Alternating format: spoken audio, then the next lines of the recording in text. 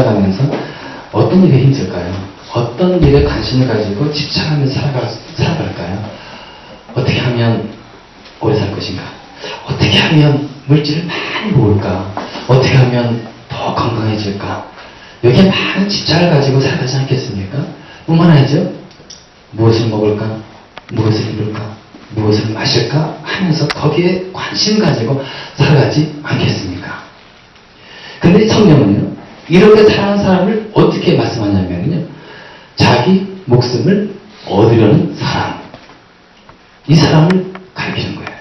다시 말해서 여기 성경에서 자기 목숨을 얻으려는 사람은 어떤 사람이냐? 자기를 위해서 살아가는 사람을 의미하는 거예요.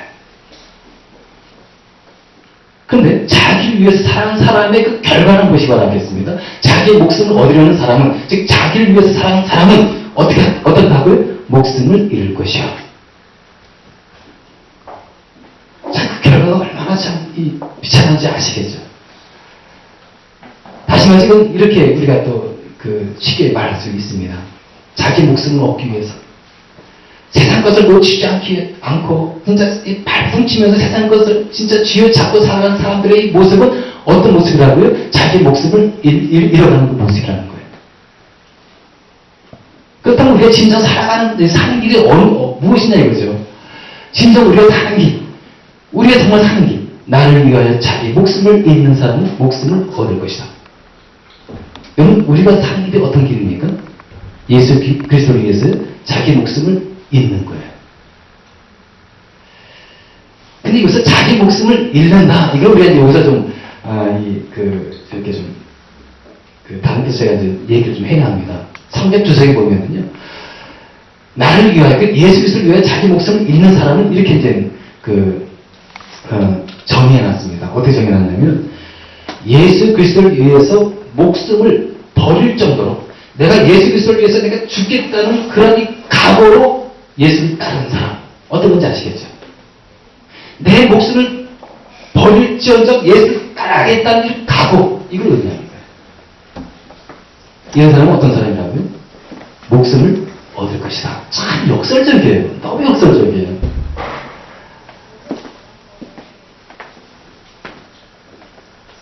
근데 이제 우리 한국교회가요, 언젠가부터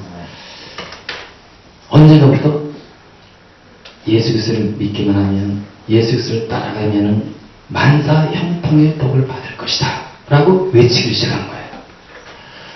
언제일까요 그게? 60년대, 70년대, 80년대 그때쯤이 아닐까 생각이 돼요. 예수 그리스도를 믿기만 하면은, 따라가기만 하면은 만사 형통의 복을 받는다 해가지고 많은 사람들이 교회에 진짜 몰려오기 시작했어요. 여러분, 그 무엇을 의미하는 겁니까? 이게 왜 안타까운 겁니까? 이 외침, 이 가르침이 쉽게 예수 그리스도를 믿는 길을 제시하는 거예요. 가르치는 거예요. 그렇지 어려운 길 갈 필요 없다. 쉽게 편하게 예수 그리스도를 믿으면 된다. 이걸 가르치기 시작하는 거예요. 물론 또 거기도 많은 사람들이 이제 바른 동기로, 좋은 동기로 교회 오고 예수님을 따르는 사람들도 있어요. 분명히 있습니다. 그러나 과연 내 목숨을 버릴지언정 예수 그리스도를 따라가겠다라고 진짜 결단하고 각오를 가지고 사람들이 얼마나 많이 있느냐 이거예요. 이걸 우리가 좀 생각을 해봐야 합니다. 정말 이 성경은요, 우리에게 알려주는 이 말씀이 어떤 겁니까? 예수 그리스도를 따라가고 예수 그리스도를 믿고 제자가 되는 이 길이 결코 만만치 않다는 것을 가르쳐주고 있어요. 정말 결단과 각오 없이 예수 그리스도를 결단 없이 따라간다면 어렵다는 것을 가르쳐주고 있는 것이 성경 말씀인 거예요.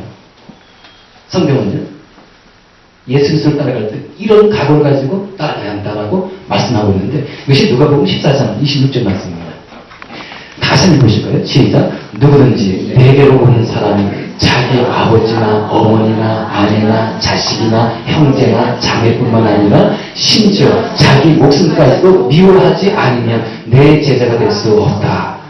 예수님께서 하신 말씀이에요. 누구든지 예수님을 따라가기 위해서는요, 자기 아버지나 어머니나 아내나 자식이나 형제나 자녀나 어떻게 한다고요? 미워하지 않으면 제자될 수가 없대요. 이런 각오가 결단이 필요한 겁니다. 왜 예수 따라가는 게 이게 만만한 게 아닌 거예요. 근데 왜 여기서 보면 참 납득이 안 가요. 아니, 날 낳아주신 아버지와 어머니 그리고 아내와 자식을 미워하지 않으면 예수님 따라갈 수 없다는 얘기, 이게 무슨 말입니까? 그래서 납득하기 좀 쉽지는 않아요. 근데요, 우리 여기서 이제 미워하다 이 의미를 우리가 좀 이렇게 그 헬라어 원어를 여기서 이렇게 뜻을 살펴보면 어떤 뜻이 있냐면, 미워하다 그 의미가 조금 사랑하다, 덜 사랑하다 이런 의미가 있는 거예요. 쉽게 얘기해서 이겁니다. 예수님보다 아버지나 어머니를 더 사랑하면 안 된다는 거예요. 예수님보다 조금 사랑해야 한다는 겁니다. 예수님보다 덜 사랑해야 한다는 의미가 바로 미워하다의 의미인 거예요. 어떤 뜻인지 아시겠죠? 근데 참 이게 쉽진 않지 않습니까? 날 낳아주신 부모이고요. 날 사랑하는 우리 자식들, 그리고 날 사랑하는 이 아내보다 예수님을 사랑하고 살아간다는 것이 참 쉽진 않아요. 일제시대 때, 여러분 일제시대 때 보면 뭐가 있었습니까? 신사 참배를 강요했잖아요. 그래서 많은 한국 사람이 이 신사 앞에서 절을 하는 겁니다. 1번씩 있지 않습니까? 1번씩. 강요에 의해서 하는 거예요. 누가 하고 싶어서 하는 거 없습니다. 일본 시장님도 그렇게 했어요. 일본 목사님도 그렇게 했어요. 또 어떤 목사님은요, 신사 참배를 안 하겠다 해가지고 감옥에 끌려갔습니다. 공문까지 잘 견뎌 나갔어요.